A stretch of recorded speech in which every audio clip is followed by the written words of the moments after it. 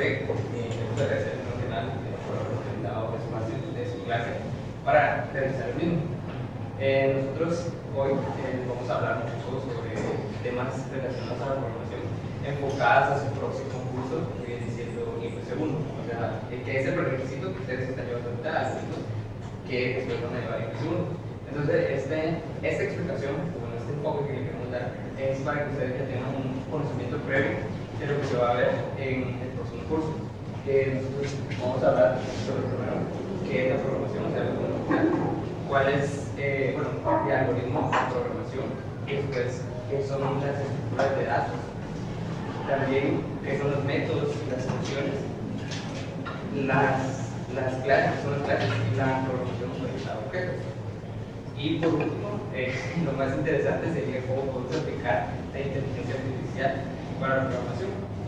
Todos estos temas nos sirven a nosotros para ya tener nuestro enfoque claro, conciso y preciso de lo que nosotros vamos a desarrollar próximamente. Primero que nada, queremos aclarar que nosotros ya estamos llevando a ser, no somos expertos en los que vamos, una disculpa también, ¿verdad?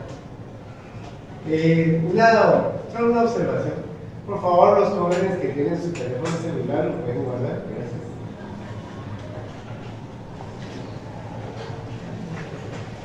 Ok, siguiendo, vamos a desarrollar estos temas. Si alguno tiene alguna duda o una consulta, nos pueden interrumpir a mis compañeros y con gusto vamos a aclararles. Esta presentación cumple con el objetivo de desarrollar ese pensamiento que nosotros queremos que ya tengan, porque sabemos que el cambio de algoritmos a IPC se siente como muy fuerte, muy drástico. Entonces, para que ustedes puedan tener un conocimiento y que lleven este conocimiento a una forma de aprendizaje de autoridad, para que el curso no se les complique y puedan aprender por su cuenta. Y para eso, de último, en esta presentación vamos a dar un par de sugerencias, un par de canales de YouTube para que ustedes puedan consultarlos también y puedan aprender por su cuenta los diferentes temas. Pero primero que nada, queremos empezar con una actividad, no sé si ustedes puedan apoyar. Quiero hacer 3 preguntas máximo, no sé si alguno quiera iniciar o quiera ayudar con la primera, pero no es nada complicado, o sea, no es pregunta buena ni mala o algo por decir. Vamos a dar un premio, así que tampoco el premio no es la gran cosa, pero igual, solo para que se motive. Entonces no sé si alguien me quiere ayudar con respondiéndome una pregunta. Va, compañero. Ya. Quiero hacer una pregunta. ¿Hasta dónde has visto en algoritmos me puedes definir qué es un algoritmo? O sea, hasta dónde van, ¿qué es un algoritmo? Según la primera clase de lo que tenemos concepto de algoritmo, teníamos como ejemplo la solución de un cubo de Rubik. Sí, puede ser porque el cubo de Rubik lleva una secuencia de pasos para resolverlo. Entonces, es un algoritmo.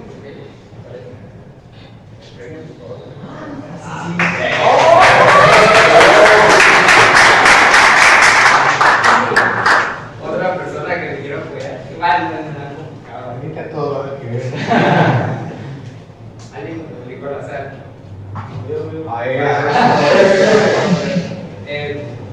¿Cuál es tu idea o qué tenés como concepto de qué es programación? Siento que programación es seguir una serie de pasos a través de un lenguaje para crear tanto una aplicación, un sitio web, como incluso sistemas operativos para el computador. Sí.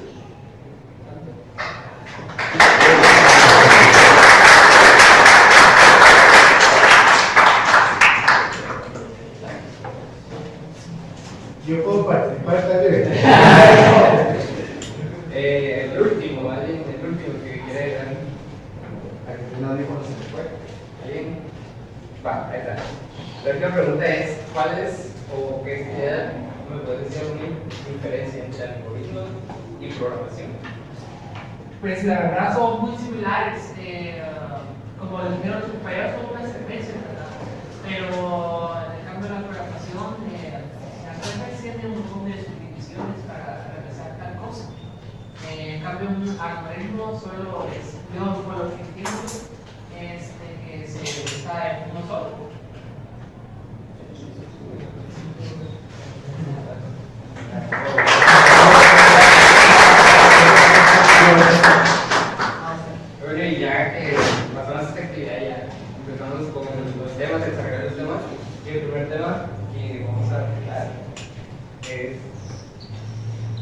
que ya les estaba contando, que es la programación.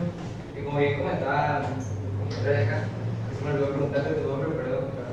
Que la programación es, en pocas palabras, de manera sencilla, es dar instrucciones al computador, o sea, dar instrucciones que el computador puede utilizar para resolver una determinada tarea o realizar alguna tarea, ¿verdad? Y eso es lo que tenemos que tener en cuenta nosotros, es que la programación en sí es dar las instrucciones al computador para realizar algo. ¿Por qué? Porque el computador lo somos nosotros, o sea, nosotros venimos e interpretamos las cosas, ¿verdad? O sea, decimos, así que hacer esto, previamente tengo que hacer este otro paso, pero el computador no, porque no puede interpretar las cosas por sí sola, o sea, no puede completar una secuencia de pasos por sí sola. Entonces, para eso nos sirve la programación, para darle las instrucciones a la computadora para que realice un determinado propósito. Y eso nos ayuda a nosotros como programadores o futuros programadores, ¿verdad? Comprender que la programación es una secuencia de pasos estructurada, como lo que están viendo ahorita en el algoritmo, una secuencia de pasos estructurada para llegar a un determinado fin, pero ya en un lenguaje formal. En este caso, nosotros en IPC1 estamos trabajando con un lenguaje Java, que ya es un lenguaje muy formal, con el cual se han desarrollado diferentes aplicaciones, ya sean aplicaciones como de streaming, redes sociales, sistemas bancarios, etc. Este lenguaje, ya es algo muy amplio, ya que se puede desarrollar en diferentes ámbitos. Y este es el fin de la programación, es expresar, o bueno, como el programa que la sugerencia de canal que vamos a ver es que dice, si podemos imaginarlo, podemos programarlo. O sea, nosotros si tenemos esa idea, la podemos desarrollar, ¿verdad? Entonces, para eso nos sirve la programación, nos sirve para desarrollar problemas que tenemos de manera automatizada y de forma coherente. Entonces, de parte mía, eso sería todo. Mis compañeros acá, bueno, pues no que nada, mi nombre es Jefferson, y yo me llamo Gabriel González, estoy estudiando el tercer semestre, estoy llevando cursos del área profesional con la Universidad Jefferson, estoy llevando de IPC1 actualmente, y creo que es esta vez. ¿Qué tal? Buenos días, mi nombre es Ludwig y mañana es del tercer semestre, también estoy llevando IPC1 y no es clase. ¿Qué tal? Mi nombre es Carlos, yo también estoy en el tercer semestre, estoy llevando cursos del área profesional, sea IPC1 y lógica de sistemas. Mi nombre es Rodolfo, yo también, al igual que mis compañeros, estoy estudiando IPC1, también lógica de sistemas y cualquier cosa estamos apoyando. Muy buenos días, soy Michael John. Y pues igual, ya llevo en el tercer semestre, llevo áreas profesionales como IPC1 y pues incluso de lógica de sistemas y comunicación asertiva, que es por la cual estamos acá. Entonces, no sé si alguno tiene alguna duda con el tema de programación. Si quiero preguntar. Igual, si se les surge alguna duda que estamos mis compañeros van a desarrollar, pregunten sin pena, porque para eso es la actividad, ¿verdad? Para resolver dudas, para aclararlas. Y sobre todo, que presten mucha atención porque la última actividad nos va a servir como una prueba de diagnóstico para resolver una buena comunicación, vamos a hacer un quiz, entonces se va a hacer como una actividad y les va a servir de mucho apoyo, que lo contesten y pues continuamos con el compañero Miguel. Michael, perdón. Y muy bien compañeros. Como muchos sabemos, pues los algoritmos han existido desde hace mucho tiempo. Las personas o los hombres desde los inicios de los tiempos han tratado de resolver problemas a partir de una sucesión de pasos, ¿verdad? Entonces, esto es lo que básicamente son los algoritmos, como dijeron los compañeros hace rato. Los algoritmos son una sucesión de pasos ordenados, lógicos y finitos que cumplen la función de resolver un problema específico.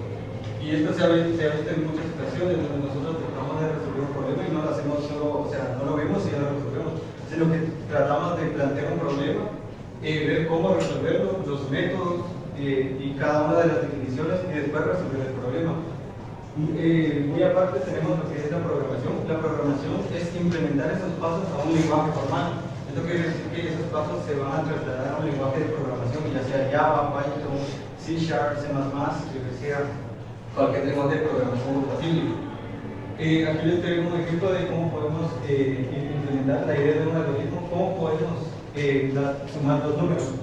Por ejemplo, podemos entrar dos números, ya sea un número A y un número B, y después sumarlos, ¿verdad? Y imprimir ese resultado en pantalla. Pero ¿cómo trasladamos ese método esos pasos a un lenguaje de programación. Aquí tenemos un ejemplo un poco vago sobre cómo trasladar el lenguaje de programación. Como muchos sabemos, se manejan lo que son los enteros, los decimales, los dobles, los booleanos. Los booleanos son valores verdaderos y falsos. Los enteros se manejan como int y los decimales como double o float. Aquí, como son enteros, definimos la letra A va a ser un entero y le definimos que es 4. Y así lo mismo con el vector y le trasladamos el valor de 3. Sumamos los dos números y con el comando de system.out.print LL imprimimos el resultado en pantalla. Pero, ¿cómo podemos definir un algoritmo? El ADN del algoritmo. Un algoritmo tiene que tener 4 pasos. Debe ser preciso. Un algoritmo siempre debe ser preciso, no debe ser incoherente. Siempre tiene que tener una estructura, siempre tiene que definirse de la mejor manera, sin redundancias, sin ningún fallo, porque si el algoritmo falla, el programa falla. También debe ser finito. Un algoritmo no debe establecer bucles. Siempre tiene que ser finito, o sea, tiene que tener un inicio y un fin.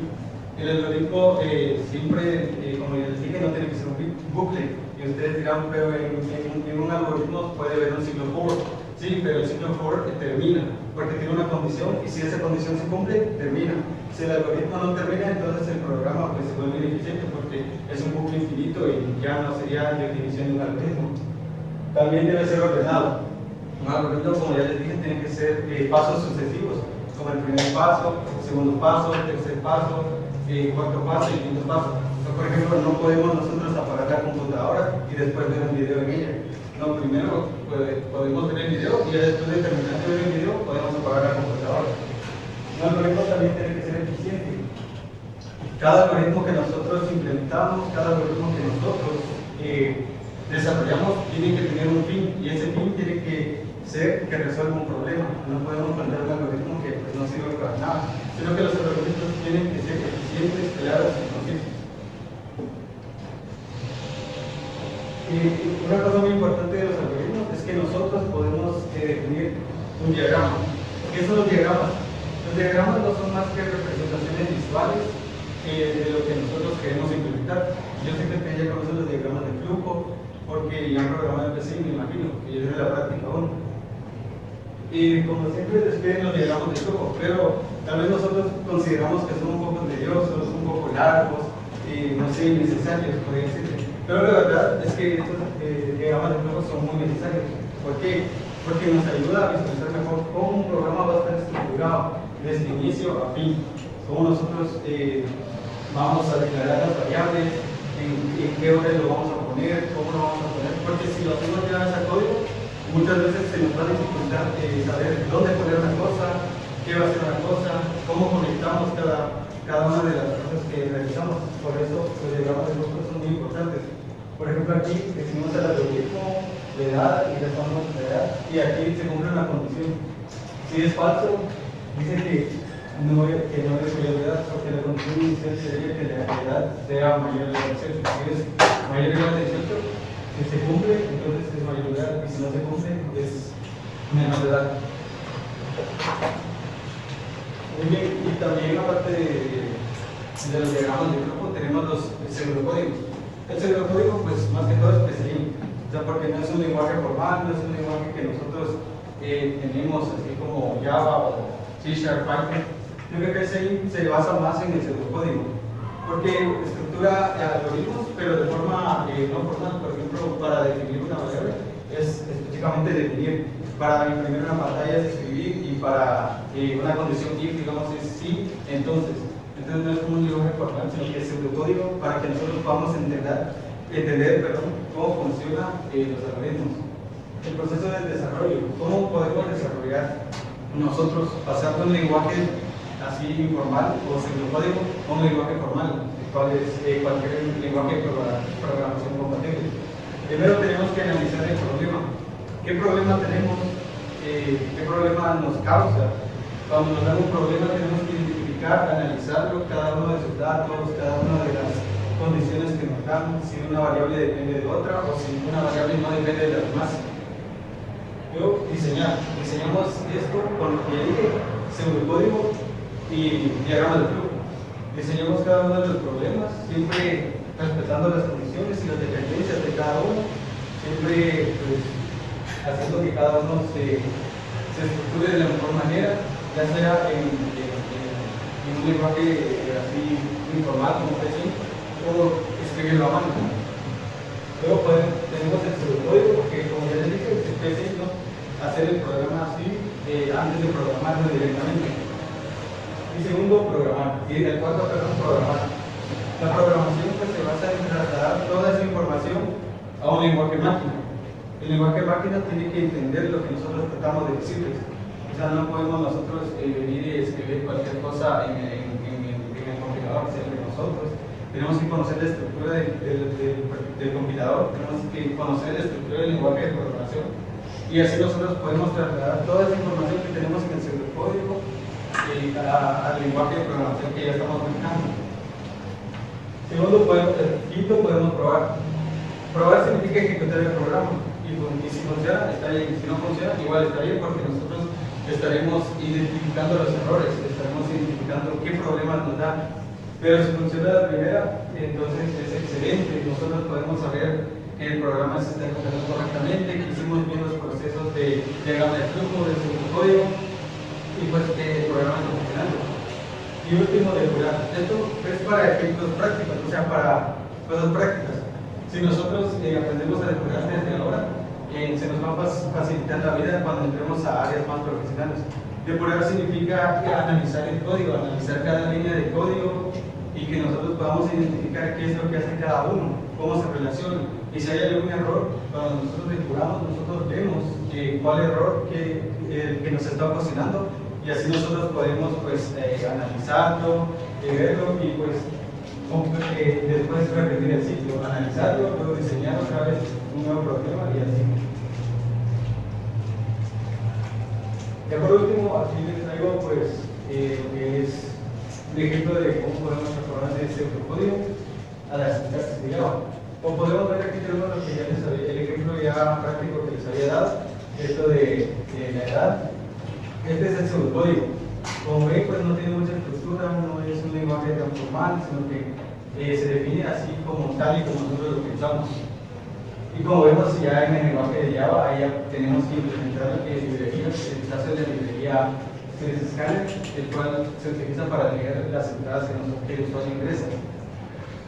Definimos la librería, definimos teclado como nuevo scanner para que se funcione como la entrada que nosotros vamos a ingresar. Definimos la edad y pues ya se define con la salida que si es mayor, entonces ya es mayor de edad, si no, pues que es a un nivel de edad.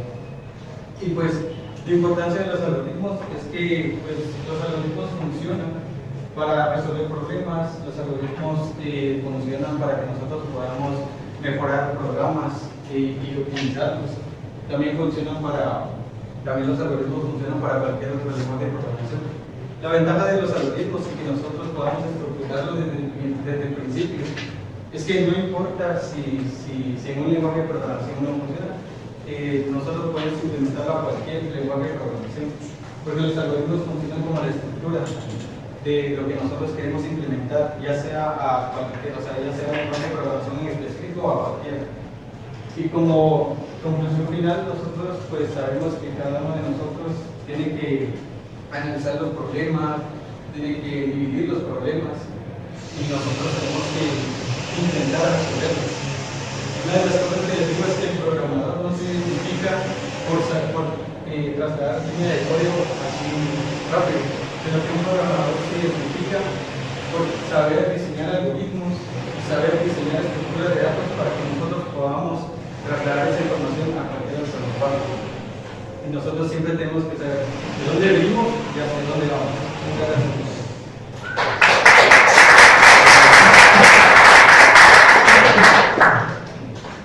Bueno, les voy a hablar un poco sobre la entrada, salida y también la estructura. ¿Sí? Sabemos que un sistema como tal no es nada sin datos. ¿Sí? Nosotros cuando estamos programando necesitamos obtener datos para trabajar con ellos, procesarlos y generar una salida. ¿Sí? Entonces, para que no se aburran, vamos a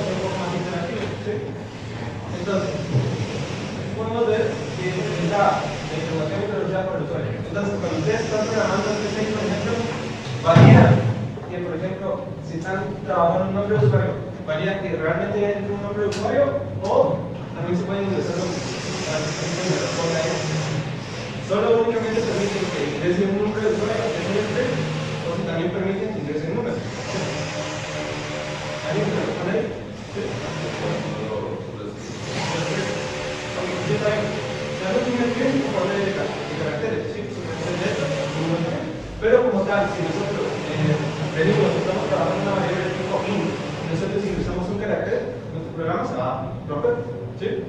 Entonces algo que les aconsejo yo es que desde ya, empiecen a validar esas entradas, ¿sí? Siempre pensar, siempre la gente va a validar que tenemos que estar entregando un número que un número tenga, ¿sí? Están entregando un tipo float que un tipo float tenga, ¿sí? Porque si no se rompe el programa. Y sabemos que viene ahora, hoy en día, pues, un programa muy flexible, muy escalable. Entonces, pues no vamos a tener un banco de una banca en línea, por ejemplo, o un banco de un sistema bancario, y se va a romper el programa, ¿no? ¿Verdad? Tienen que validar todas esas derivadas, ¿sí? Entonces, luego, esa información que entra, la tenemos que contener en alguna estructura, ¿sí? Para eso usamos las variables, ¿sí? Que son contenedores lógicos en memoria. Tenemos de tipo int, double, float y boolean. Hay muchas más, ¿sí? Estas variables, pues, las procesamos, hacemos mediante algoritmos algunas modificaciones, lo que queramos, ¿sí? Y vamos a tener una salida, que es donde nosotros vamos a mostrar los resultados en pantalla, ¿sí? Luego que nosotros venimos y recolectamos información y ya la procesamos, la analizamos, hicimos lo que hicimos con esa información, entonces, pues luego la tenemos que mostrar en una salida, ¿sí? Siguiente, por favor. Entonces, si nosotros, por ejemplo, tenemos un sistema y es un sistema de universidad, por ejemplo, de la facultad, tenemos muchos estudiantes, ¿sí? Entonces, por ejemplo, ¿qué datos recolectan en nosotros? Recolectan nuestros nombres, nuestra edad, nuestras notas, ¿sí? Entonces, no podemos venir a hacer un sistema que tenga, por ejemplo, 100 int, 200 int, 200 string, ¿sí? No podemos hacer eso, ¿verdad? Entonces, lo que utilizamos son estructuras de datos. Por lo general trabajan vectores. No sé si se trabajan vectores en algoritmos. ¿Sí? No, todavía no. Entonces lo vamos a empezar a utilizar. Tenemos dos tipos de estructuras. ¿Sí? La primera es una red, que es una dimensión. ¿Por qué es una dimensión? Porque únicamente es una fila. ¿Sí? Se manejan en filas. Estos arreglos manejan posiciones. ¿Sí? Las posiciones se inician desde 0. ¿Sí? Siempre desde 0. Estaba viendo, ahorita que empecé a representar un poco PCI para darles unos ejemplos, que ahora PCI ya acepta la posición 0. Entonces, pues ya es un poco más a lo que van a ver ustedes en el próximo curso, que ya vas a imaginar la posición 0. ¿Sí? Entonces, siempre que nosotros queramos agregar alguna estructura que vamos a acceder a él, tenemos que acceder a la posición 0. ¿Sí? Entonces, por ejemplo, otra cosa importante de los arreglos es que manejan únicamente el mismo tipo de datos. ¿Sí? Por ejemplo, si declaramos un arreglo de tipo string, solo vamos a poder ingresar strings, ¿sí? Si declaramos una regla de tipo int, solo va a aceptar esos números enteros. Si venimos nosotros y ingresamos un string, por ejemplo, ahí es donde les digo que se les va a romper el programa, ¿sí? Entonces, otra cosa, también cuando ingresen datos acá, tienen que verificar que estén ingresando lo que realmente quieren, ¿sí? Porque si no empiezan los rompimientos del programa, ¿sí? Entonces, así como aquí tenemos un ejemplo, no sé si lo van a ver ahí, donde definimos una regla de tipo nota, ¿sí? Y le damos los números 4. ¿Qué quiere decir? Que vamos a tener la posición 0, 1, 2 y 3. Nunca va a llegar al número de longitud, ¿sí? Si nosotros queremos acceder a la posición 4, se va a romper el programa también, porque las posiciones inician de 0, 0, 1, 2 y 3, ¿sí? Entonces aquí si se dan cuenta, empezamos nota 0, 80, notas en 1, 75, notas en 2, 90, notas en 3, 85. Entonces cuando ya queremos acceder a esos datos, pues ingresamos por el número de la posición. Si se dan cuenta aquí, notas en 1. Entonces si les digo, ¿qué me va a mostrar en pantalla del programa? Si está accediendo a notas en 1, pues me va a mostrar 75, ¿sí? Es el número de posición. Si accede a notas 2, ¿qué hay en notas del número de la posición 2? El 90, ¿sí? Si por ejemplo les pregunto, ¿qué va a mostrar si les digo en las notas en posición 0? ¿Alguien que me responde? ¿Qué va a mostrar ahí? Sería 80, ¿sí? ¿Sí? No sé si se logra por ahí. Y si le digo por último en la posición número 3, pues 85, ¿sí? Entonces esos son del mismo tipo de datos, ¿sí? Tengan en cuenta eso, siempre van a manejar el mismo tipo de datos, ¿sí? Luego tenemos las matrices, estas son en 2D. ¿Por qué son en 2D? Son 2 dimensiones. ¿Por qué? Porque manejamos filas, columnas, ¿sí? Manejamos filas y columnas. Entonces aquí vamos a tener que acceder a 2 posiciones, las filas primero y las columnas después. Entonces, por ejemplo, si les digo la fila número 0, columna 0, los de esta posición, ¿sí? Si les digo la fila número 2, posición 2, va a ser aquí, ¿verdad? ¿Sí? ¿Entendieron esa parte? ¿Sí? Igualmente, estas matrices pues manejan un tipo de dato común. Si son enteras, todas van a ser enteras, van a ser enteras. ¿Sí? Y aquí tenemos otro ejemplo de la matriz. ¿Sí? Siempre este es un ejemplo en Java. ¿Sí? Es un poco más formal. Si se dan cuenta aquí, declaramos la matriz. ¿Sí? Y en Java hay una posibilidad que si no indicamos acá el número de posiciones, pues podemos ingresar según lo que nosotros queramos. ¿Sí? Así por ejemplo acá. ¿Sí? Si se dan cuenta, entonces tenemos 10, 20, 30, 40, 50, 60, 70, 80, 90. ¿Sí? Entonces va a ser una matriz de 3x3. ¿Sí? Entonces, si les digo posición 0,0, 10. Posición 0,1, 20. ¿Sí? Entonces, si vamos a ir accediendo, solo accedemos a su identificador que declaramos. Por ejemplo, el identificador aquí es matriz. ¿Sí? Entonces, si queremos acceder a matriz, 0, 1. ¿Sí? Accedemos aquí. Entonces, aquí también les digo, la regla de oro es siempre los índices que inician en 0. Pero ahora, como les digo, este tipo de estructuras solo manejan un mismo tipo de datos. Entonces, ustedes van a decir, ¿cómo manejo entonces strings y enteros? Entonces, por favor, la otra presentación. Entonces, aquí tenemos un concepto que se llama arreglos paralelos. ¿Sí? Los arreglos paralelos lo que vamos a hacer es declarar 2 vectores o que necesitemos. Por ejemplo, aquí tenemos un vector, aquí tenemos otro vector. ¿Sí? Entonces, el primer vector va a contener los nombres de los usuarios, por ejemplo. Y este entero va a ser de tipo string. ¿Sí? Si necesitamos un entero para manejar las edades, ¿por qué le decimos paralelo? Porque necesitamos de una posición que va a manejar cada vez. Por ejemplo, si se dan cuenta, el registro número 0, porque como les dije, inicia 0 en las posiciones, está acá. Entonces el número de usuario 0 va a ser Juan. Y paralelamente a eso va a estar acá, ¿sí? Entonces manejamos una posición igualmente. Si decimos la posición 0, va a contener el registro de Juan y su edad 2. ¿Sí? Si decimos el registro número 1, la posición 1, tenemos a Ana con edad 21. ¿Sí? Por eso son paralelos, porque en uno almacenamos un tipo de datos, que es por ejemplo string, y en el otro almacenamos el int. Por ejemplo, si tuviéramos otro adicional que fuera las notas, o las notas de parcial, por ejemplo, pues ingresamos otro vector más, que sea tipo prueba, por ejemplo, para que tengamos 21.5, 100 y así, ¿verdad? Bueno, entonces, no sé si alguien tiene dudas por ahí de cómo manejar esto, ¿no? ¿Dudas? ¿No? Entonces, la regla de oro siempre es, cuando ustedes van a trabajar arreglos, es pensar en qué tipo de datos van a ingresar, validar que ese tipo de datos realmente estén ahí, porque si no, como les digo, se rompe el programa, ¿sí? ¿Cómo podemos validar ese tipo de datos que estén ahí? Mediante un bucle, podemos, por ejemplo, pedirle todas las posiciones, ¿sí? Mediante un bucle, y mediante un condicional decirle que si es el tipo entero, que si lo deja, que si no, tira abajo, ¿sí? Por ejemplo. Bueno, entonces, esa sería mi parte, y espero que me hayan entendido. Gracias.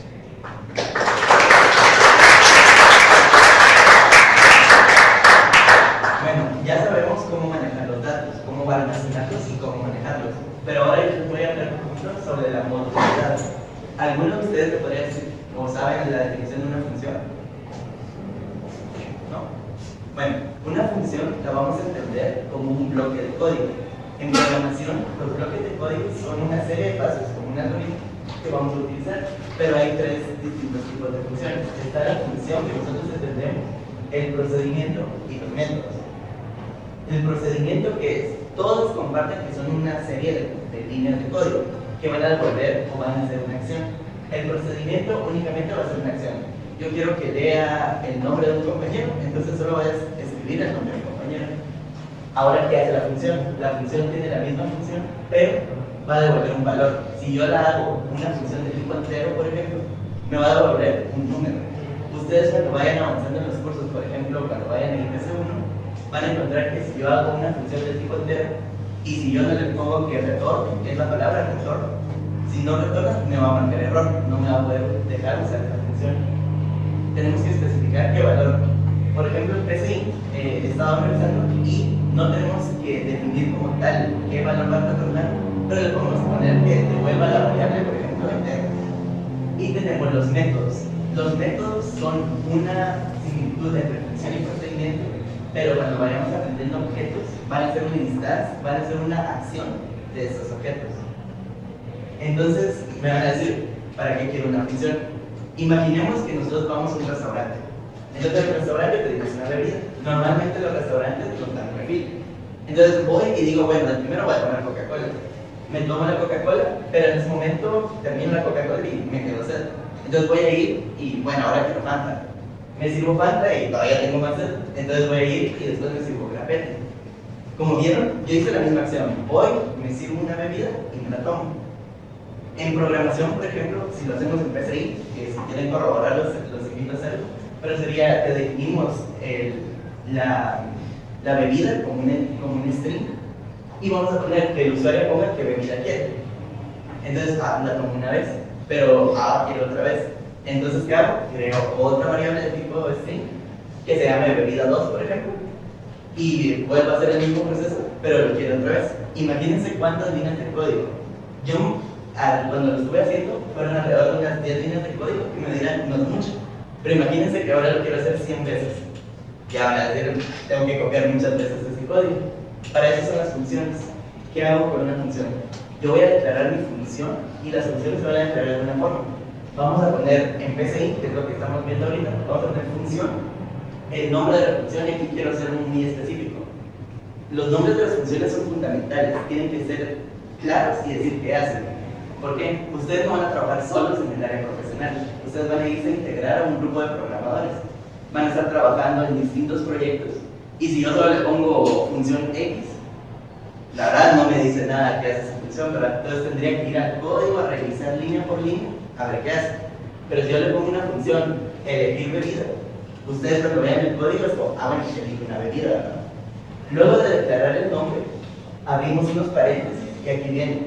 Si nosotros ponemos entre los paréntesis un tipo string, cuando nosotros declaremos esa función en nuestro main, que es nuestro programa principal, tenemos que ponerle un valor. Si no le colocamos un valor, ¿qué pasa? Esta función no va a funcionar. Pero esto es lo que sirve. Si nosotros ponemos que no reciba nada, va a funcionar. Pero si nosotros queremos que reciba un valor, tenemos que colocarlo en el main. Entonces, si va una función elegir bebida y le paso por parámetro, que es como se le llama cuando enviamos variables o tipos de datos, lo que va a hacer es que abajo puedo escribir, estoy tomando la bebida y le agrego la bebida de arriba. Entonces, ¿qué voy a hacer? Bueno, ya en mi código principal llamo a la función, que en este caso va a ser elegir bebida, y le paso por paréntesis Coca-Cola, lo vuelvo a hacer y lo mando por Fanta, y lo vuelvo a copiar mi función y lo paso por grapete. Son 3 líneas de código que al final al ejecutar nos van a hacer la misma acción. Pero me van a decir, si hacen lo mismo, ¿para qué voy a esforzarme y hacer una función? Bueno, aquí viene lo que se llama escalabilidad. Cuando vayan avanzando en los cursos y también en el área profesional y cuando trabajemos, una escalabilidad es fundamental en un proyecto. ¿Qué es la escalabilidad? Bueno, en los proyectos lo que se busca es que sirvan ahorita, que funcionen y que no se rompan. Pero después va a llegar el cliente y nos va a decir, mira, ahora quiero que mi programa también me deje descargar Words, por ejemplo. Imagínense que su programa no es capaz de poder generar esa función, por eso se le llaman funciones. Mira, yo quiero una función de que descargue Words, que descargue PDFs, que descargue HTMLs. Si mi programa no es capaz de hacer eso, el cliente va a decir, bueno, ¿y qué tienes que hacer? Empezar desde cero. Imagínense cuánto tiempo nos llevaría volver a hacer el código, pero añadiéndole nuevas funciones. Si nosotros hacemos una función únicamente abajo de nuestro código, volvemos a crear la función, volvemos a ponerle el tipo de valor que queremos y al momento de llamarla a nuestro main, todo está funcionando.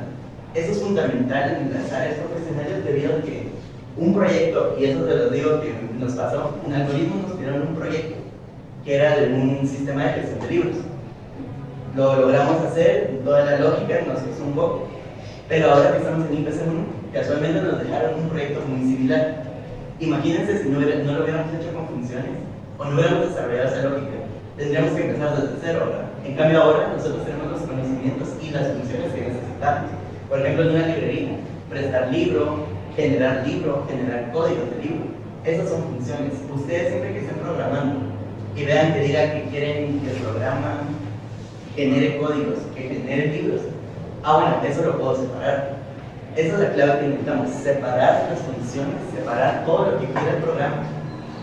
¿Y por qué vamos a hacer eso? En el momento en que el código cada vez se hace más extenso, es más fácil cometer errores. No somos perfectos. Entonces, ejemplo, se nos pone un punto y coma. En Java, un punto y coma es criminal. Si no ponemos el punto y coma, no va a funcionar el programa. Y podemos pasar horas viendo línea por línea hasta encontrar el punto y coma. Esta función de línea por línea se llama debuguear. Debuguear es ir revisando el código, línea por línea de nuestro código, a ver dónde falla. Pero si yo lo hago en funciones, por ejemplo, voy a decir, bueno, esta función me devuelve 5. Yo sé que tiene que devolver 5. Y la otra función me tiene que devolver el doble de 5, es decir, 10. Pero si una me devuelve 5 y la otra me devuelve 7, ¿qué función creen que está fallando? La segunda, ¿verdad? Entonces voy a decir, bueno, ¿para qué voy a revisar la primera función? Si eso está funcionando, el problema es la segunda. Ahí minimizo todas las líneas de código que tendría que hacer. Imagínense que la segunda solo son 2 líneas. Entonces ahí reviso, me faltó una variable, un punto y coma, por ejemplo. Así. Aquí tengo un ejemplo, una prueba de examen. En PCI, ¿cómo detecto que un número es mayor al otro? ¿Alguien me podría decir? ¿O qué condicional tendría que usar para ver si es mayor o menor? Un if o un si.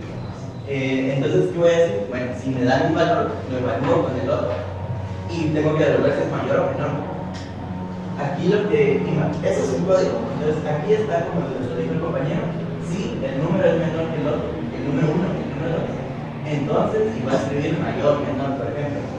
Toda esa estructura está correcta, lo pueden poner en el main y va a funcionar. Pero ahora imagínense que yo les digo, bueno, ahora evalúenme 15 valores que les voy a dar y que entonces tengo que hacer esto 15 veces. Ya con cuestiones del tiempo ya no está en práctica.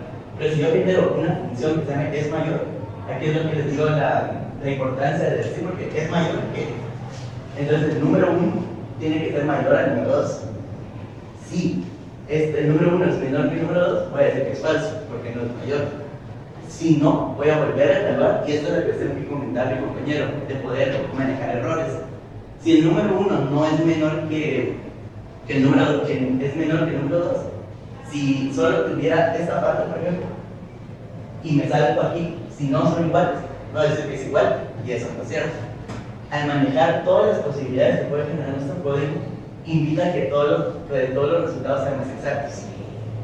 Aquí tengo la otra condicional, si el número 1 es mayor al número 2, voy a devolver el verdadero. Y si ninguna de las dos se cumple, voy a devolver, son iguales. Ahora, esa es mi función. Imagínense que me lo pidieron, en este caso, para 4 números, para 4 comparaciones. 5 y 2. Entonces, estoy diciendo que si 5 es mayor que 2. Aquí nos devolvió verdadero. En el otro, 6 y 8. Es falso. En el otro puse 8 y 8. Estoy diciendo que son iguales. Y en el otro puse menos 1 y me devuelve falso. Miren las líneas de código en nuestro principal. Solo son 4 líneas. Ahí yo tengo la capacidad de mirar, ahora quiero que me evalúes 10 y 20. Ok, solo llamo a mi función, le coloco 10 y 20 y ya mi programa vuelve a funcionar. Entonces, eso sería lo fundamental de las funciones. Yo les invito creo que ya les mando el proyecto ahora. ¿Sí? Más o menos de qué se trata, me podrían decir. Es un álbum. Me imagino que en el álbum hay estampitas, pegar estampitas y todo eso. Yo les invito a pensar, bueno, ¿qué hago con un álbum? Ya viene el mundial, ¿no? Entonces abrimos un sobre. Esa puede ser una función. Pegamos estampitas, otra función. Podemos revisar o copiar el álbum. Esa puede ser otra función. yo les invito a tratar de mejorar nuestro razonamiento, porque lo que están haciendo y lo que pueden generar con su lógica en el principal está correcto. Pero si lo ponemos en una función, vamos a llegar a un nivel más alto que va a funcionar aquí y en el futuro. Entonces yo les invito para el proyecto empezar a pensar cómo podría ser en funciones. Entonces eso sería mi consejo.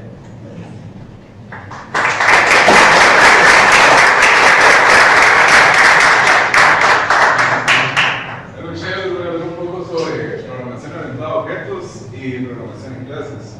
Bueno, en sí, clase, digamos, es una plantilla, esa es su definición, una plantilla donde vamos a instanciar objetos que vamos a usar después para programar, pero ahí no me entretengo nada. Entonces, en sí, una clase va a ser una plantilla, un molde, por ejemplo. Aquí podemos ver un plano de un carro. Entonces, ¿qué va a hacer la clase? La clase va a ser, bueno, vamos a tomar todas las especificaciones de un carro. Entonces, el carro que tiene llantas, ventanas, también tiene acciones. El carro no se queda estático. Un carro, ¿qué hace? Un carro acelera, frena, también escucha música, dependiendo, ¿verdad? Entonces, la plantilla, al final de todo, para nuestra clase, la plantilla. Entonces, esta plantilla es abstracta. En primer lugar, tenemos que definir que es un tipo de dato abstracto y un tipo de dato primitivo. No sé si ya lo vieron en este curso, pero el tipo de dato abstracto en sí es el que nosotros creamos, no es el que ya está creado, digamos, en vez de que ya está creado un int, un entero, un string, cosas así. Cada cosas que están creadas. El tipo de dato abstracto nosotros lo creamos, nosotros lo generamos, es una realidad que nosotros hacemos. Entonces, ¿cómo definimos esto? La clase va a ser el qué y el cómo. ¿Qué es? ¿Qué soy? ¿Cómo voy a ir? ¿Cómo estoy? ¿Qué estoy haciendo? Entonces, el objeto. Bueno, como podemos ver aquí, la palabra instanciación. Normalmente en Java usamos la palabra new, en la cual podemos decir que vamos a crear una nueva parte de la clase y la vamos a instanciar en dicha clase. Por ejemplo, aquí, la clase, vamos a tener la plantilla de un carro. Entonces, este carro tiene llantas, tiene ventanas, tiene motor, pero aquí, ¿qué tenemos? Los objetos nos sirven para decir quién. Por ejemplo, carro. Ya habíamos dicho carros que tienen llantas, que pueden acelerar, mover, tienen ventanas. La diferencia de los objetos es que aquí, en este caso, si se dan cuenta, están diferenciados por color. Los objetos van a tener información de las clases. Tenemos la plantilla de un carro. El objeto que hace, el objeto A es un carro que ha hecho con diferentes colores, con diferentes datos. Este carro puede ser BMW, Chevrolet, Toyota, depende. Para eso nos sirven las clases y los objetos. Pues estos objetos sirven realmente para casi todo. En los objetos, la programación orientada a objetos se usa en la vida real, en todo, prácticamente en todo. ¿Por qué? Bueno, los objetos los podemos definir, por ejemplo, nosotros. Va a haber una clase persona, yo, todos somos personas aquí, pero ¿qué estamos en un rol? Nosotros somos estudiantes todos aquí, somos estudiantes, pero el ingeniero no es estudiante, el ingeniero está en una clase, está impartiendo cursos, entonces no es estudiante. Aquí viene una palabra que se va a usar mucho para los proyectos de clase 1, la herencia. Entonces, la herencia significa que vamos a tener, a partir de una clase madre, vamos a partir de otras clases que nos van a dar los datos. Por ejemplo, el ingeniero también es persona, pero él no es estudiante. Él cumple un rol como catedrático. Nosotros cumplimos un rol como estudiante, pero ¿qué tenemos en común? Que somos personas. Vamos a explicar un poco la estructura de una clase, ya con un ejemplo práctico. Podemos ver, esta es la estructura. Vamos a definir una clase con el public class y el nombre que vamos a definir. Por ejemplo, en este caso, yo hice un ejemplo con carro, ¿verdad? Entonces, los atributos van a ser los datos que vamos a manejar dentro de la clase. Entonces, esos datos los podemos manejar en otras clases. Por ejemplo, en sí, esto significa que vamos a trabajar bloques de código en diferentes partes de archivos. Entonces, por ejemplo, vamos a crear nuestras variables. Public plus coche, que es un carro, es un cero. Entonces, private, la palabra private nos va a decir que es una variable la cual es tipo string, que solo va a estar permitida para dentro de su misma clase. Como podemos definir varias clases dentro de un programa, la palabra private nos va a decir que solo se puede definir en la clase que estamos usando. No se puede usar en la clase en otra clase que estamos creando. Entonces, estamos diciendo que va a ser un string, un tipo de dato de texto, marca, el carro, la marca. Un tipo de dato privado, string, modelo, el carro, el modelo. Un tipo también privado, int, un entero, que va a tener la velocidad del carro, la velocidad en el momento que estamos usando ahora mismo. Por ejemplo, vamos a partir de métodos. Los métodos en sí son como funciones que van a manejar los datos que nosotros estamos introduciendo en los objetos. O sea, los métodos van a manejar nuestros datos.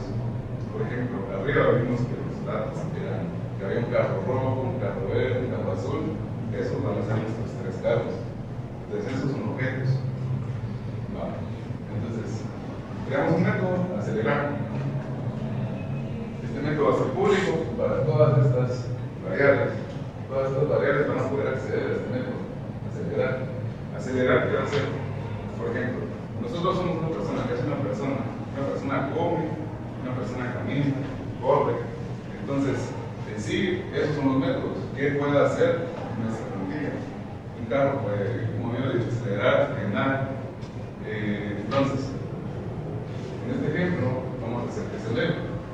Tenemos nuestra variable de velocidad, va a partir de cero. No. Entonces, la velocidad, cuando llamemos al método acelerar, va a hacer que la velocidad en 10 sea 0 más 10. Ahora la velocidad va a ser 10. Lo llamamos una vez. Si queremos que la velocidad aumente, vamos a tener que llamarlo varias veces. También para frenar, ¿verdad? El método público, frenar. La velocidad va a disminuir. Entonces, si uno acelera, entonces partimos de recurso. Le pusimos 10. Entonces, vamos a frenar. Si llamamos al método frenar, vamos a hacer que la velocidad disminuya. Entonces, llamamos una vez. Nuestro valor nos había quedado en 10, 0,10. Nuestra velocidad estamos subiendo a una velocidad de 10. Bueno, llamamos al método frenar. Ahora estamos corriendo una velocidad de 5.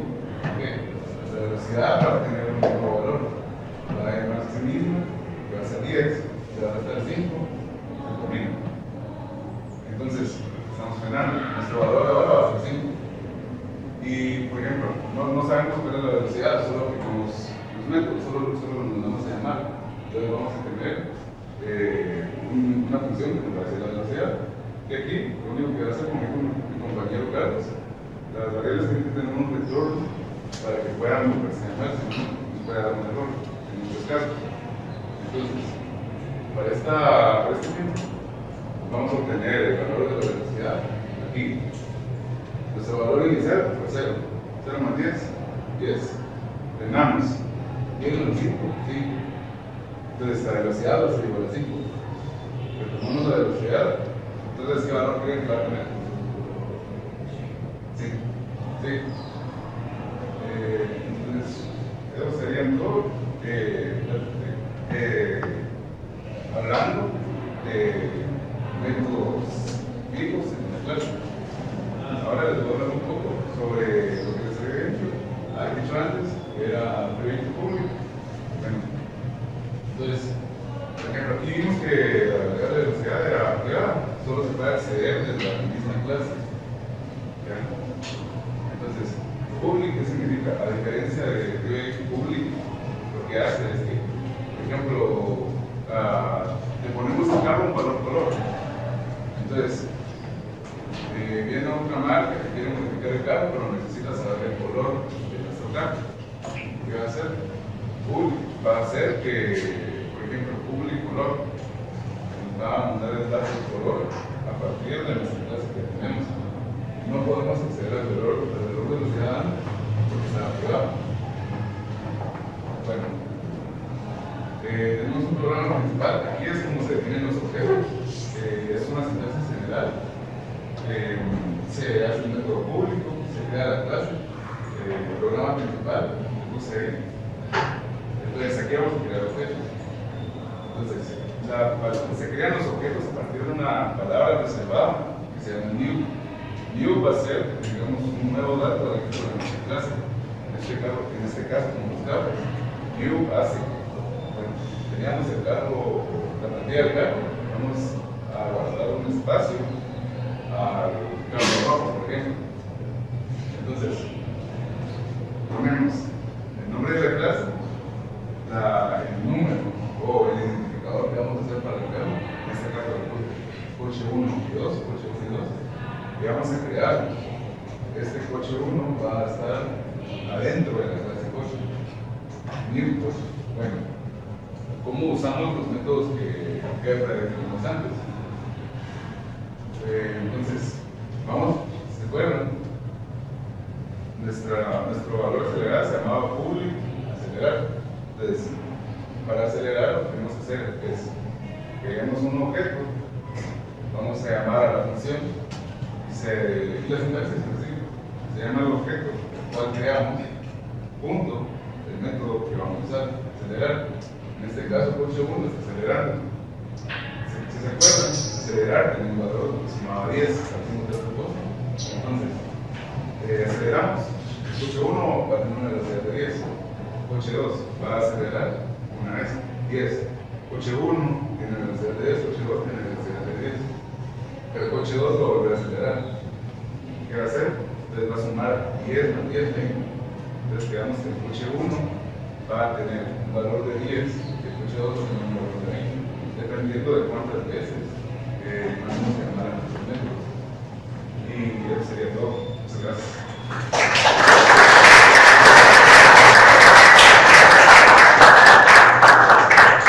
Finalmente, compañeros, yo les voy a hablar sobre cómo implementamos la IA en la programación y sobre todo cómo la podemos aplicar de una manera correcta y ética. Primero les vamos a hacer una pregunta, no es necesario que respondan. ¿Ustedes realmente creen que la IA es buena para la educación, especialmente para la programación? Bueno, se han hecho varios estudios y un estudio en Turquía en 2024 demostró que especialmente hicieron un grupo de estudiantes de inteligencia artificial con un montón de herramientas de inteligencia artificial y se observó que su rendimiento académico bajó un 17%. Pero aquí hay algo curioso, porque en otros estudios más recientes, uno por ejemplo también realizado en Nigeria, demostró que los estudiantes lo que aprendían en 2 años lo pudieron aprender en 6 semanas usando inteligencia artificial. Y aquí es donde viene el punto clave: ¿cómo utilizamos la inteligencia artificial? Bueno, y hay una regla de oro que es básicamente que nosotros tenemos que usar la inteligencia artificial como un tutor, siempre preguntándole cómo es que hace las cosas, y siempre tenemos que indagar más por nuestra cuenta, no simplemente tenemos que copiar lo que nos da la inteligencia artificial y ya, sino que tenemos que poner en retrospectiva lo que nos está dando, la información que nos está dando la inteligencia artificial. Y aquí es donde viene algo importante, que es cómo vamos a generar nuestro prompt. Hay una serie de pasos para generar un prompt, no necesariamente tienen que ser estos, pero esta es como la base para crear un buen prompt que realmente nos ayude a entender lo que hace la inteligencia artificial y no solo copiar y pegar lo que nos da. Lo primero, este es un paso que realmente nos vamos a saltar, es el de asignarle un rol. Usualmente cuando nosotros queremos que haga una tarea específica se le dice, mira, vas a actuar como mi profesor de algoritmos, para que así la inteligencia artificial tome ese rol, valga la redundancia, y que nos enseñe de mejor manera. El otro es proporcionar el contexto. Y yo voy a mostrarles 2 ejemplos de cómo podemos aplicar la inteligencia artificial nosotros en nuestra carrera. Les traigo un ejemplo en PCI y un ejemplo en Java. En PCI, la verdad, como mis compañeros estaban mostrando, PCI no es un lenguaje de programación formal, por lo que no hay un entorno de desarrollo como tal, por lo que ahí sí la opción que nos queda para proporcionar el contexto a la inteligencia artificial es pegar nuestro código y mostrárselo. El otro paso para hacer un buen prompt es hacer una petición clara, es decirle exactamente lo que queremos hacer. No solo es, programa esto de manera bonita y eficiente, no. Tenemos que ser claros con exactamente lo que queremos ya en la inteligencia artificial. Y finalmente, que este es el más importante para mí, y es que exigirle a la inteligencia artificial una explicación detallada de lo que hizo. En programación vamos a preguntar las estructuras de datos que usó, la lógica en sí de la programación que la inteligencia artificial utilizó, por ejemplo, el uso de ciclos, el orden de otras sentencias. Aquí vamos a hacer el ejemplo que les traía. Esta es una práctica que nosotros desarrollamos en algoritmos. Fue la práctica número 3. Voy a explicar cómo funciona. No sé si miran ahí. Y básicamente trata de un juego de entrar un número. Nosotros empezamos a ponernos un nombre y hay tres modos de juego, por decirlo así. El modo fácil, el medio y el difícil. Por ejemplo, vamos en fácil, y va a generar un número entre 1 y 50, nosotros lo tenemos que editar. Y el programa nos va a ir dando pistas a medida que avancemos. Por ejemplo, empezamos con 25, dice que es menor que este, digamos 20, es menor que este 15, es menor que este, digamos 13, dice que es par y sigue siendo menor que este, digamos a veces 8, es mayor que este, tenemos con 10. Ahí está, ya dije el número, y una puntuación de 3 y 10. Bueno, ¿cómo vamos a mejorar nuestro programa utilizando inteligencia artificial? Ayer estaba pensando en tal vez una forma de pedirle al usuario que él mismo ingrese el rango donde él quiere jugar. Y aquí está el prompt que le dice a la inteligencia artificial. Hay varias inteligencias artificiales.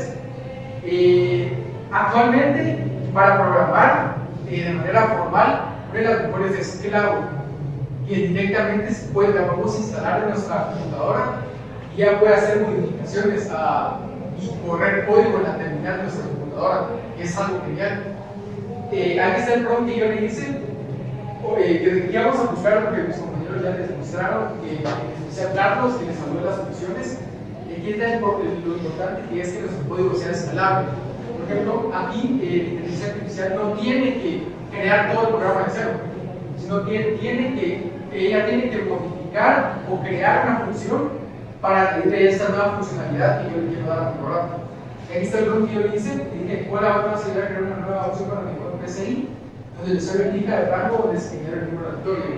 Él tiene que elegir el error inicial y el final, donde se designaría el número aleatorio de compartir y la quiere compartir con el PCI.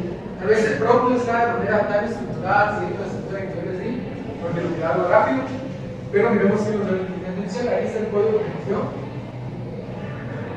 Y aquí, si se dan cuenta, nos explicó vagamente qué fue lo que hizo.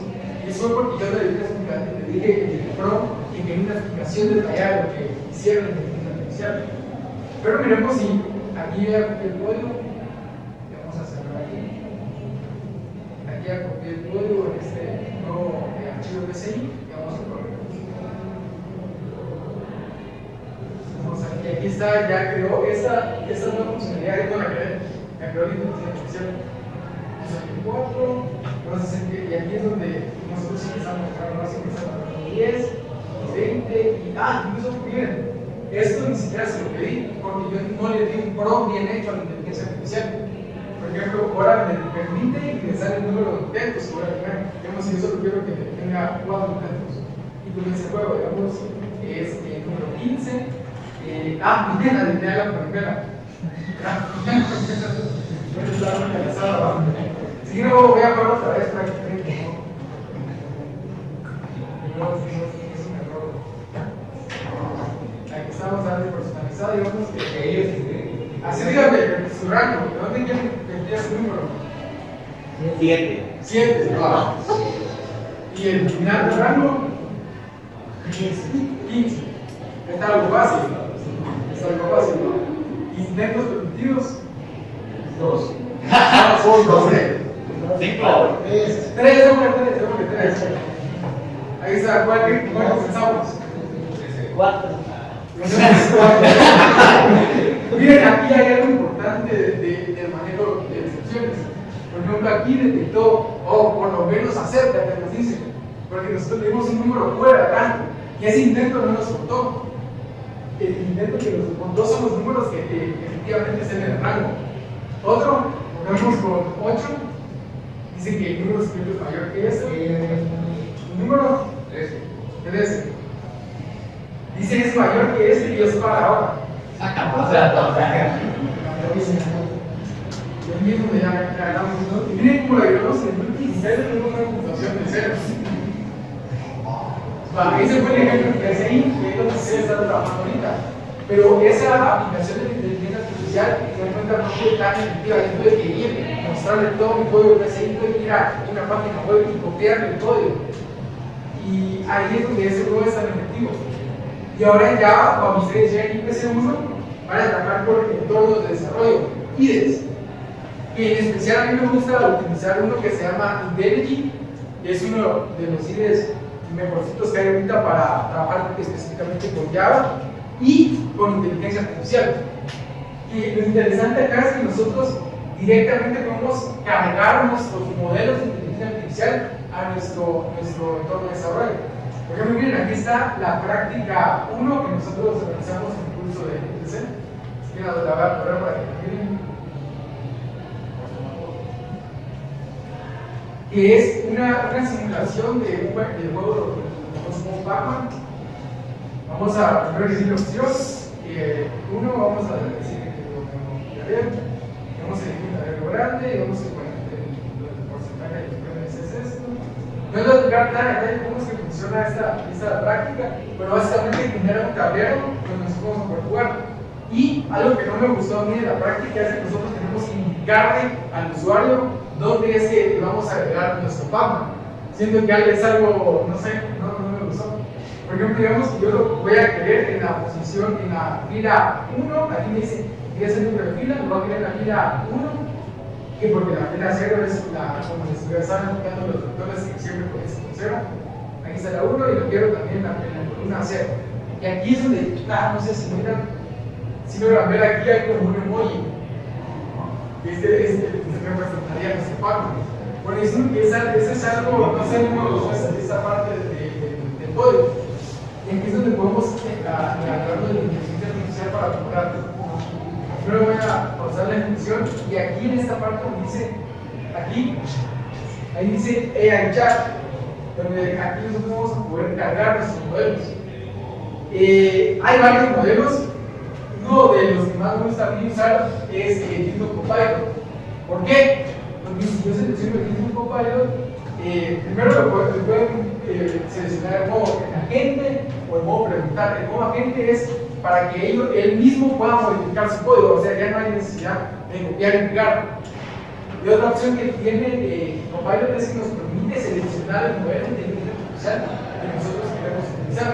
Aquí hay varios, aquí está el famoso ChatGPT, está Gemini, está la versión de Gemini, y está, creo que aquí no se encuentra Cloud. Aquí está Cloud, y como les estaba mencionando, Cloud es uno de los mejores para programar actualmente. Bueno, y vamos a diseñar nuestro prompt, lo vamos a dejar en automático. Aquí yo estoy creando un prompt, digamos que vamos a decirle, hola, quiero ejecutar. Pues mejor tenemos un poco de contexto de lo que hace el programa. Actualmente, el programa Pac-Man pide al usuario ingresar manualmente donde se posicionará el Pac-Man.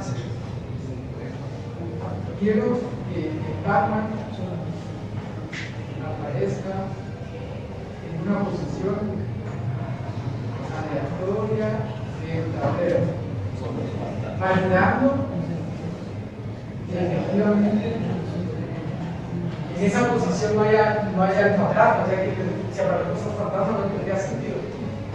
Efectivamente no haya un fantasma o pared en esa posición.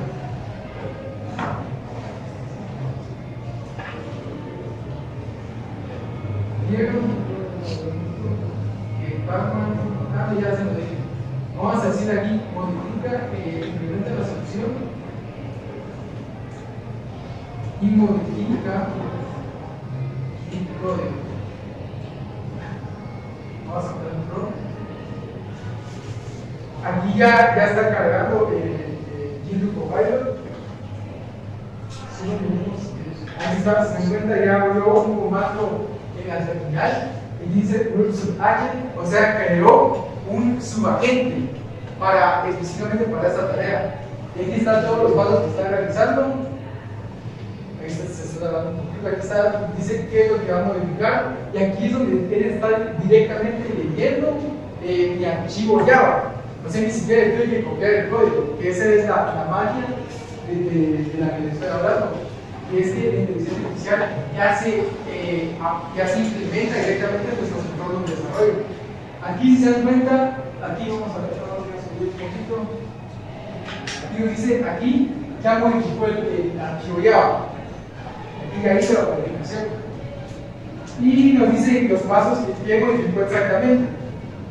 Y nos dice que aquí ya, si se dan cuenta, ni siquiera tengo que decir, explícame qué hiciste, sino que ya nos explica de manera automática qué fue lo que hizo, qué modificaciones hizo, qué arreglo modificó, porque tiene todo el contexto de nuestro programa Java. Así que vamos a ver si lo hizo bien.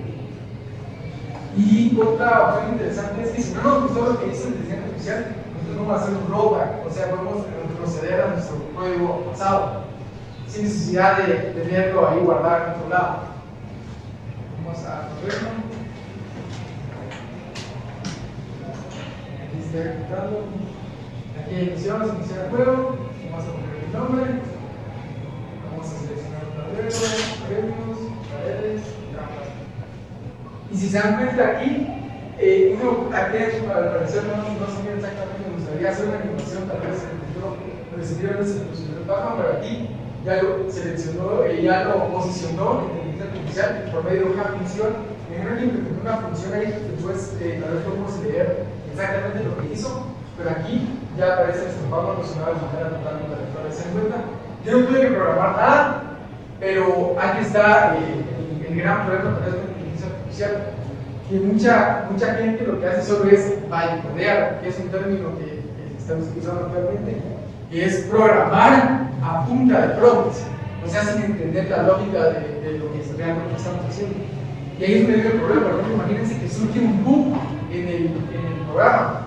Yo no sé qué es realmente las modificaciones que hizo la IA. No voy a saber cómo solucionarlo y la IA tampoco va a saber cómo solucionarlo. Y ahí entra nuestro papel como desarrolladores, nuestra ética de trabajo, que tenemos que entender y comprender siempre todo lo que estamos utilizando.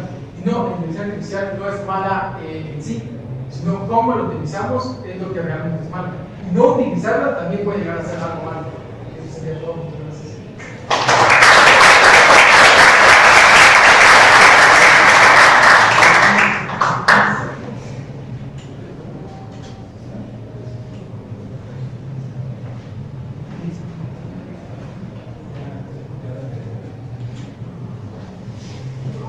Bueno, entonces para ya terminar, sé que ya pasó mucho tiempo, pero primero si alguien tiene una pregunta para cualquiera de nosotros. No, claro. Todo sobre su proyecto, no sé. Igual, no es el proyecto. ¿Cómo se implementa las matrices en juegos? ¿Cómo utilizan las matrices en juegos? Digamos, he visto que para crear Minecraft utilizaban matrices, pero ¿cómo lo utilizan? Bueno, pues lo que podemos funcionar es que las matrices son posiciones, ¿verdad? Entonces, si yo tengo una matriz de varias posiciones, la verdad te hablo un poquito del desconocimiento porque sí sé que como Minecraft y varios juegos, pero lo que hacen es que ese juego no es algo visual, sino es algo de un número, un valor. Entonces, por ejemplo, si yo estoy jugando aquí y me quiero ir hacia la izquierda, me voy a ir hacia la izquierda, pero aquí es un valor. Entonces, si yo tengo matriz, puedo decir que el usuario se mueva a la posición. Te lo voy a dar un poquito más como si estoy en la posición 0, que esa es mi matriz, ¿verdad? Si yo me quiero ir para arriba, le puedo sumar o restar. Entonces aquí ya me voy, pero entonces me quiero ir a la derecha, me voy para acá. Si ves, estoy haciendo un movimiento de 4. Me voy para acá, me voy para acá y para acá. Eso es una matriz. Los movimientos que podemos controlar de los juegos son posiciones en una matriz, así la podemos implementar. Por ejemplo, Pac-Man, de hecho, el que nosotros decimos es una matriz, la cual únicamente tenemos que ir manejando. Sí, todo el tablero, o sea, todo el tablero, imagínate que el tablero literalmente es una matriz, es como un archivo de Excel, imagínalo así, donde en cada posición, fíjate que vos cortás un archivo de Excel en 5 filas y 5 columnas. Es eso lo que tenemos exactamente en el Pac-Man. Cada posición, por ejemplo, en unas posiciones hay paredes, en otras hay fantasmas, y para yo imprimir nuevamente, cuando muevo al Pac-Man, yo lo que hago es borrar lo que estaba en ese espacio de esa matriz y colocar el Pac-Man. Y donde está el Pac-Man lo borro también, o sea, como un espacio vacío. No sé si quedó claro. No sé si alguien más tiene una pregunta. Bueno, ya que dicen que no, vamos a pasar prueba. No, pero vamos a hacer por un premio. Entonces, no sé si pueden meter a quizzes. Bueno, ahora se llama Wayground, pero se escriben quizzes igual les funciona ahora. Entonces, para decirles un poco de...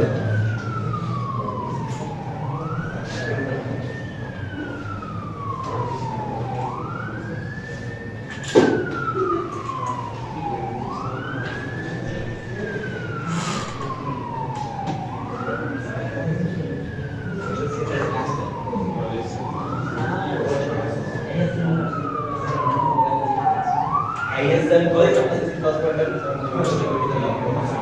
¿Qué es? Te lo digo si quieres continuar. No, pero ¿qué? Ah, es quizzes.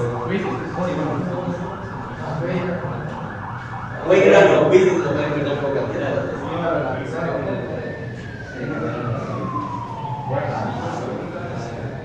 Son 5 preguntas, el primero que termine y tenga el mejor puntaje, vamos a dar un premio.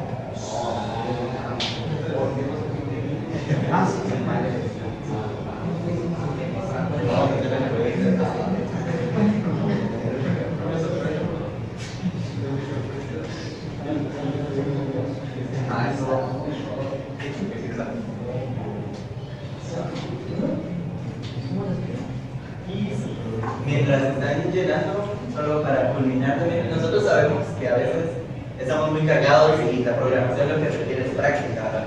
Nosotros por eso generamos unas sugerencias de lugares donde podemos aprender a programar o también aprender cosas. Una de ellas es programación ATS, no sé si lo han escuchado. También hay uno que se llama ModeDev, está MidoDev, Soldado o FreeCodeCamp. Estos son canales de YouTube que tienen, algunos están más específicos en ciertos lenguajes, pero por ejemplo ATS tiene Python, tiene Java, tiene C++, y también tiene la lógica. Nosotros ahorita en estos puntos de los cursos tenemos que desarrollar la lógica. De hecho, hay un youtuber que tiene su página que se llama ModeDev, y si lo buscamos como Mode, sale que hay ejercicios de lógica. No importa en qué lenguaje se haga, está capacitada la página de poder detectar la lógica. Y eso es lo que nosotros necesitamos. Ustedes actualmente están desarrollando una lógica que, como alguien que ya llevó algoritmos y que está llevando IPC, les digo que es vital. La lógica que están desarrollando aquí no van a pensar que es solo para PCI. La lógica que están desarrollando en PCI se va a implementar en Java y en muchos más lenguajes.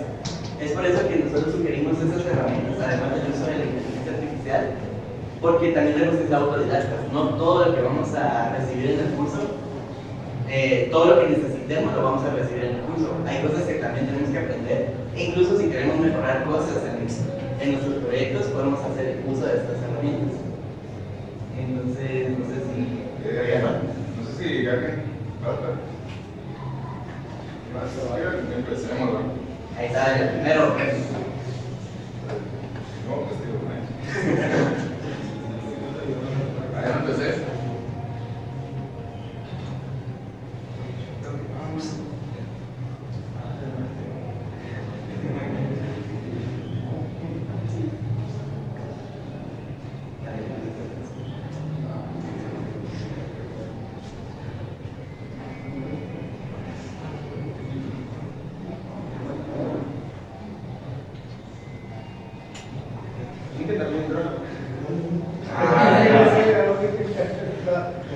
el examen parcial de Póngale pasitos de güey.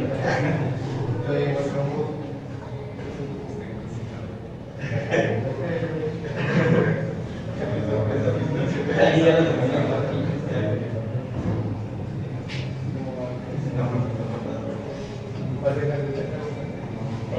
Quizzes, pero ahora toma background.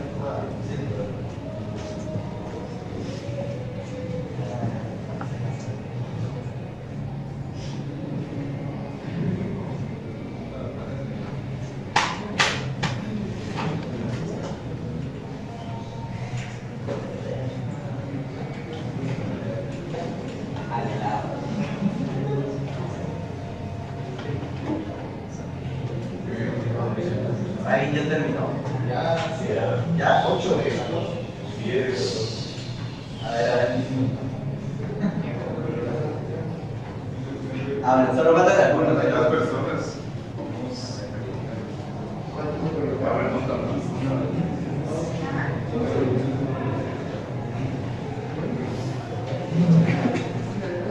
A preparar el momento. Eso te estoy diciendo.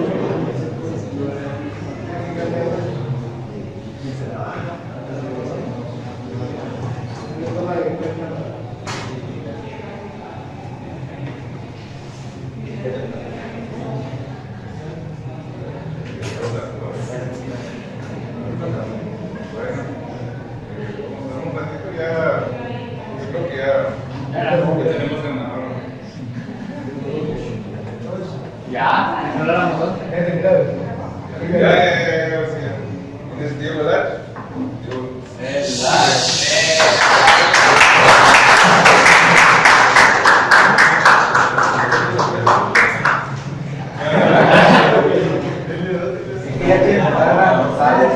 Maximiliano en segundo lugar.